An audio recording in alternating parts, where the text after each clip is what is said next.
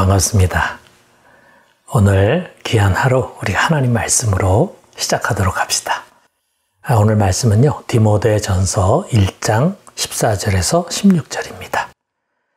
우리 주의 은혜가 그리스도 예수 안에 있는 믿음과 사랑과 함께 넘치도록 풍성하였도다.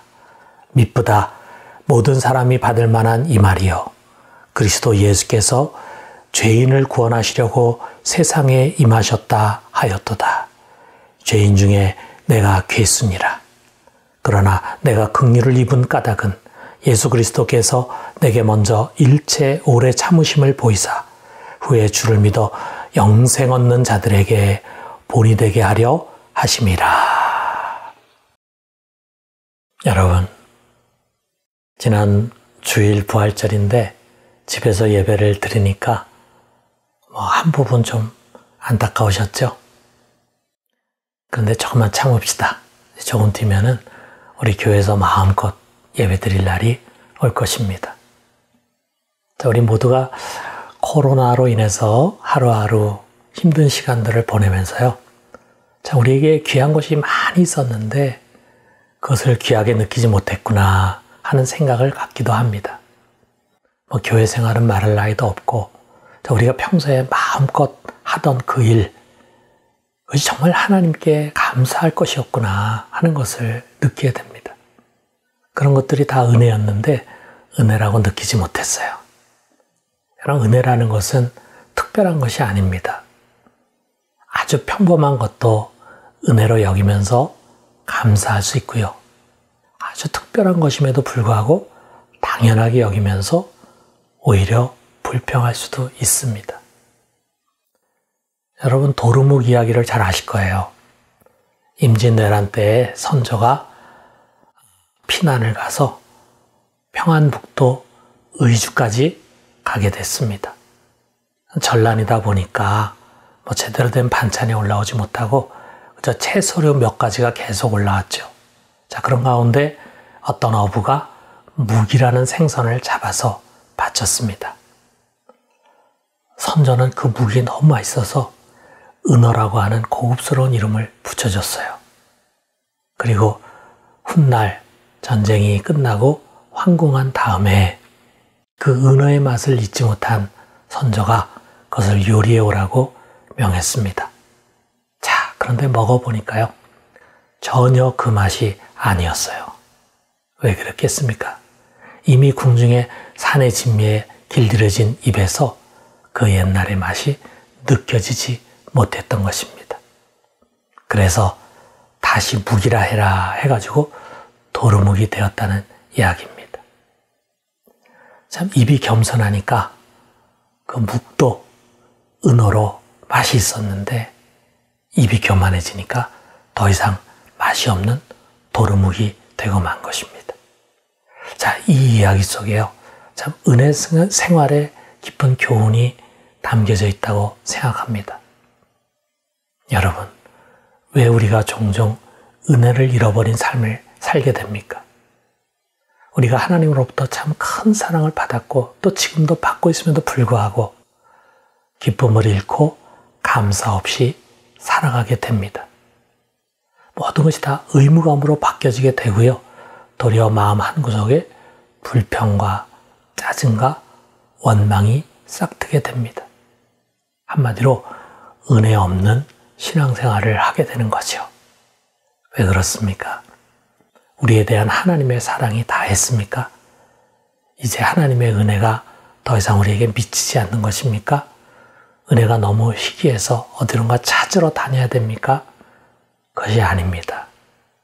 우리의 마음이 변한 것입니다. 여러분, 은혜라는 것은요, 받을 만한 자격이 없는 자에게 거저 주시는 하나님의 선물이잖아요.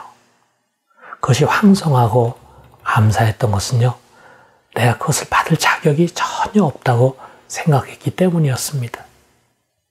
그런데 그것이 더 이상 감동과 감격이 없어지는 것은 나도 모르게 내가 슬그머니 교만해졌기 때문입니다. 사랑하는 성도 여러분, 우리 다시 은혜의 삶으로 돌아갑시다. 여기 사도 바울이 우리에게 그 비결을 가르쳐주고 있어요. 우리가 잘 아는 것처럼 사도 바울은 누구보다도 자랑할 것이 많은 사람이었잖아요.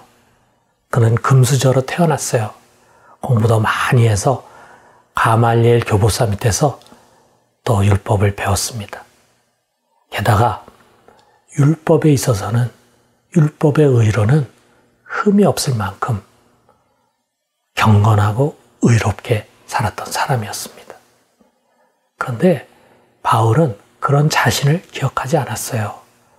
도리어 자신이 교회를 핍박한 경력이 있음을 항상 기억했습니다. 그러면서 이렇게 고백을 합니다. 15절에 보니까 미쁘다 모든 사람이 받을 만한 이 말이요 그리스도 예수께서 죄인을 구원하시려고 세상에 임하셨다 하였도다. 죄인 중에 내가 괴순이라. 죄인 중에 내가 괴순이라. 내가 이전에 교회를 박해했기 때문에 죄인 중에 괴수였다. 이런 과거형을 쓰지 않고 현재형을 쓰고 있습니다. 지금도 나는 여전히 죄인 중에 괴수다. 아마 그가 이런 심정으로 말했을지 모릅니다. 여러분, 저는 여러분 모두보다 주님 앞에 가장 부끄러운 죄인입니다. 이것이 사도 바울의 겸손한 자상이었어요. 그렇기 때문에 그에게는 모든 것이 은혜였습니다. 죄에서 구원받은 것도 은혜고 사역자가 된 것도 은혜였어요. 그 사역자의 사명으로 말미암아 그는 먹지 못하고 자지 못하고 궁핍하게 살고 때로는 옥에 갇히기도 하고 매를 맞기도 하고 수많은 고난을 당하지 않았습니까? 그럼에도 불구하고 그 모든 것에 대해서 도리어 감사했습니다. 감사할 수 있었습니다. 사랑하는 성도 여러분, 사도 바울이 그렇게 말한다면요, 우리야말로 정말 죄인 중에 괴수가 아닙니까? 우리가 어떻게 살았습니까? 우리 주님께서 우리를 오래 참으셔서 긍휼을 입게 해 주셨습니다. 그래서 죄사함을 받고 하나님의 자녀가 되고 말로 다 알 수 없는 기업을 유산으로 약속받게 되었습니다. 여러분, 지금 우리가 누리고 있는 것이 얼마나 많습니까?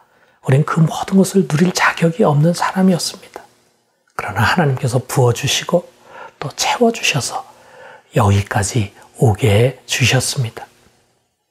여러분, 이 모든 것이 다 하나님의 은혜가 아닙니까? 아니, 이렇게 호흡하며 사는 것이 하나님의 은혜가 아니겠습니까? 여러분, 우리가 다시 겸손한 자리로 내려갑시다. 그래서 은혜를 은혜로 여기는 은혜의 사람 되기를 주님의 이름으로 축원합니다. 자비와 긍휼의 하나님 아버지, 이 아무런 쓸모없는 죄인들을 주께서 오래 참으시고 불쌍히 여겨주셨습니다. 그래서 불러주시고 죄를 씻어주시고 값없이 의롭다함을 받게 해주시고 영광의 자리에 앉게 해주셨습니다. 하나님 아버지, 그러나 이 교만한 자들은 너무도 그 은혜를 자주 망각하고 도리어 마음이 높아져서 불평하고 원망하는 어리석음을 범하였나이다. 사랑하는 주님, 다시금 우리가 죄인 중에 괴수임을 뼛속 깊이 깨닫게 해 주시옵소서. 그리고 모든 것이 당신의 은혜임을 알게 해 주시옵소서. 그래야 다시 은혜의 자리로 내려가서 항상 감사하고 기뻐하는 삶을 살게 해 주시옵소서. 예수 그리스도의 이름으로 기도드립니다. 아멘.